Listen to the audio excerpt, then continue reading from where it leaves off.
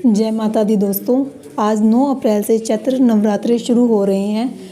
चैत्र नवरात्रों की शुरुआत में ही हम कलश स्थापना करते हैं। चलिए आइए आज की वीडियो में हम जानते हैं कि कलश स्थापना का शुभ मुहूर्त क्या रहेगा और कलश स्थापना कैसे की जा सकती है। हिंदू धर्म में नवरात्रि के 9 दिनों को बहुत ही पवित्र और शुभ माना जाता है। हिंदू मान्यता के अनुसार साल में 4 बार नवरात्रि आते हैं, लेकिन मुख्य रूप से 2 ही नवरात्रि मनाई जाती है, जिनमें से एक शारदीय नवरात्रि होती है और दूसरी चैत्र नवरात्रि। चैत्र नवरात्रि में 9 दिनों तक जगत जननी देवी दुर्गा की पूजा अर्चना की जाती है। साथ ही उनके निमित्त व्रत रखे जाते हैं। कुछ भक्त फलाहार व्रत रखते हैं तो कई लोग दिन भर उपवास रखने के बाद संध्याकालीन में आरती कर सात्विक खाना खाते हैं। चाहे चैत्र नवरात्रि हो या फिर शारदीय नवरात्रि, इस शुभ अवसर की शुरुआत घट स्थापना से होती है। इस साल 9 अप्रैल को कलश स्थापना है। धार्मिक मान्यता है कि जगत जननी अपने भक्तों की रक्षा के लिए नवरात्र में पृथ्वी पर आती है। इस दौरान जगत जननी माँ दुर्गा की विधि विधान से पूजा की जाती है ताकि सभी प्रकार के दुखों से छुटकारा मिल सके। साथ ही घर में सुख समृद्धि और खुशहाली आती है। अगर आप भी अपने जीवन के दुखों से निजात पाना चाहते हैं तो नवरात्रों में विधि विधान से माँ दुर्गा की पूजा करें और पहले दिन घट स्थापना करें। दोस्तों, कलश स्थापना का मुहूर्त कुछ इस प्रकार रहेगा। पहला मुहूर्त सुबह 6:02 से 10:16 तक है। उसके बाद अभिजीत मुहूर्त 11:57 से दोपहर 12:48 पर है। दोस्तों, माता रानी इस बार घोड़े पर सवार होकर आ रही है। चैत्र नवरात्रि में माता का आगमन घोड़े पर होगा। घोड़े को माता का शुभ वाहन नहीं माना जाता। ये समाज में अस्थिरता, तनाव, अचानक बड़ी दुर्घटना, भूकंप, चक्रवात, सत्ता परिवर्तन, युद्ध के संकेत देता है।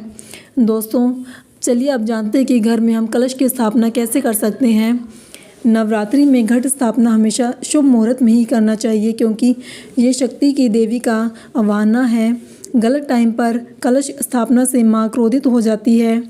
कलश स्थापना जहाँ स्थापित करना है वह अच्छे से सफाई कर गंगा जल छिड़कें। उत्तर पूर्व दिशा यानी ईशान कोण में कलश की स्थापना करें। पूजा की चौकी पर लाल कपड़ा बिछाएं। अक्षत अष्टदल बनाकर माँ दुर्गा की तस्वीर को स्थापित करें।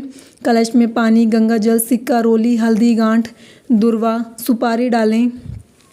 कलश में 5 आम के पत्ते रखकर उसे ढक दें। ऊपर से नारियल रखें। इसके बाद एक मिट्टी का बर्तन लें और उसमें साफ मिट्टी रखें। अब इसमें कुछ जौ के दाने बो दें और उन पर पानी का छिड़काव करें। इसे चौकी पर स्थापित कर दें।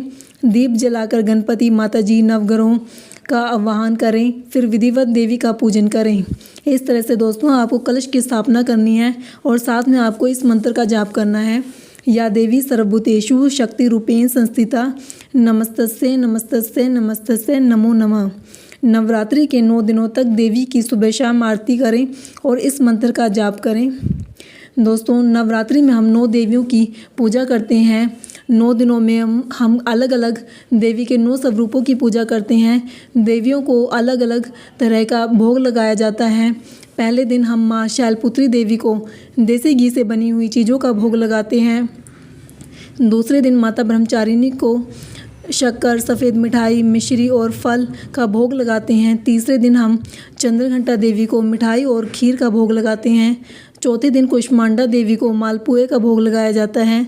5वें दिन स्कंद माता को देवी को केले का भोग लगाया जाता है। 6ठे दिन कात्यायनी देवी को शहद का भोग लगाया जाता है। 7वें दिन कालरात्रि देवी को गुड़ का भोग लगाया जाता है और 8वें दिन महागौरी देवी को नारियल का भोग लगाया जाता है और अंत में 9वें दिन सिद्धिदात्री देवी को अनार और तिल से बनी हुई चीज़ों का भोग लगाया जाता है। तो दोस्तों, ये थी आज की वीडियो। आपको आज की वीडियो कैसी लगी कमेंट में ज़रूर बताइएगा। और अगर आप नए हैं हमारे चैनल पर तो हमारे चैनल को प्लीज़ सब्सक्राइब कीजिएगा। धन्यवाद।